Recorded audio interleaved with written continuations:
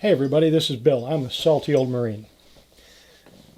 I want to talk about a topic that is potentially serious and important, but I want to try and keep it light if I can. And what I'm talking about here is the older veteran and planning for the future, and in some cases, planning for end of life. Now, I'm 64 years old, and I have a lot of, what do they call them? Comorbidities. I got a lot of stuff wrong with me. I don't think that I'm going to make it to 100. I I wish I did. Maybe I don't. I don't know. But yeah, it's not like the end is in sight. It's like if I stand on a ladder, I can see it from here. And maybe some of you are in that same boat. So there's just a couple of things I wanted to talk about. More important for the older veteran than perhaps for some of you who are a little younger. But maybe it's something to keep in your hip pocket for later on, or maybe you can help somebody who you know is a veteran who is beginning to get older. First thing I want to talk about is your disability claims. Now, I'm assuming that most of us are not at 100% for VA disability. So we have, a certain percentage for this and a certain percentage for that, and it adds up to something, but it's not 100%. Well, as we get older, our physical conditions, unfortunately, typically don't get better. Chronic conditions mostly, they get worse. So we get older, the conditions get worse. Now, what you may not know is that you don't have to stay at the rating you're currently at if your rated condition is deteriorating. In other words, you can go back and file for an increase and ask for a higher rating based on changing circumstances. So, all of the usual things apply, meaning that for your disability, which is now service-connected, one would presume, right? You can look at what they call the 38 CFR, the Code of Federal Regulations, which describes for your particular disability what the requirements are for each disability level. And you can look at it and match it to your own symptoms and say, oh gosh, I'm at 30% for symptom X.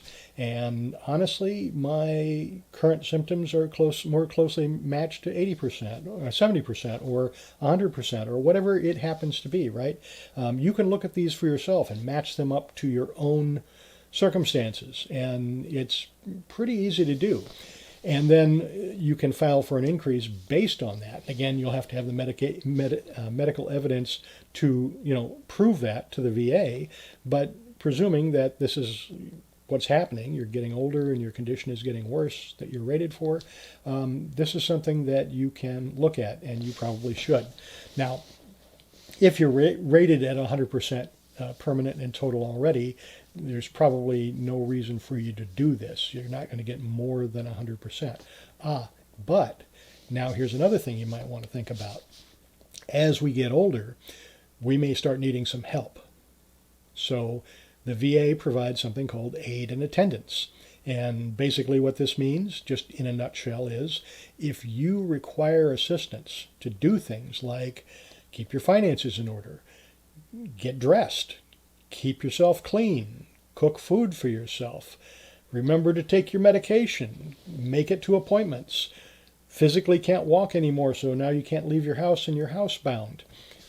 All of these things that, for quite a few of us who get older, will eventually happen, right?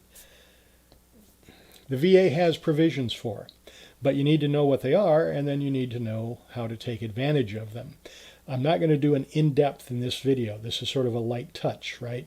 But I just want you to think about what's available to you. Palliative care is available. There are VA homes that you can stay at. There are lots of things that you can do, and there are some other things that you might consider, maybe not as pleasant to talk about, but things like choice of burial. If you want the VA to get involved in that. You can be buried in a national cemetery. You can be cremated. You can have a memorial. All these things that the VA will provide for the veteran who passes away, right? All of that information, all of those things that the VA can provide is online. I'm going to provide some links for it in the description, and you can pre-plan a lot of that stuff, right? So you can already have that in place so that your family, your loved ones, don't have to make a lot of decisions based on things that maybe they don't know what you want, right? My father, when he passed, didn't say whether he wanted a funeral and to be buried or cremated or whatever. I don't recall asking him, and more's the pity because now it was on the family to try and make that decision, and I'm pretty sure it was the right one. Not saying that, but if you have specific wishes, you need to let those wishes to be known, and by that I mean, have a will, having a medical power of attorney, whatever it is that's necessary. But in addition to that, you can do your pre-planning as a veteran for your eventual passing. So we're all going to go, and I don't exclude myself from that. Sorry, not the most friendly, happy topic to talk about, but maybe one that's time to think about a little bit, especially for us older veterans as we face aging.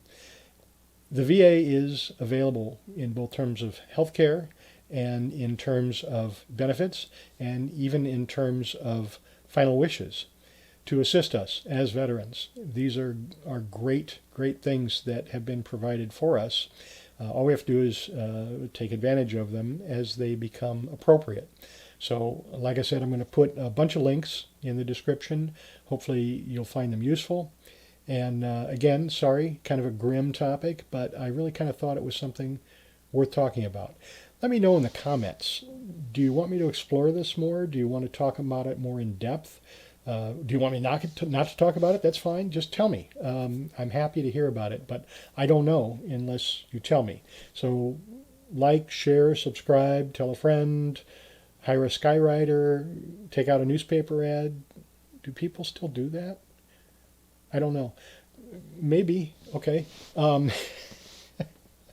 This is Bill. I am the salty old Marine. As always, have a great day.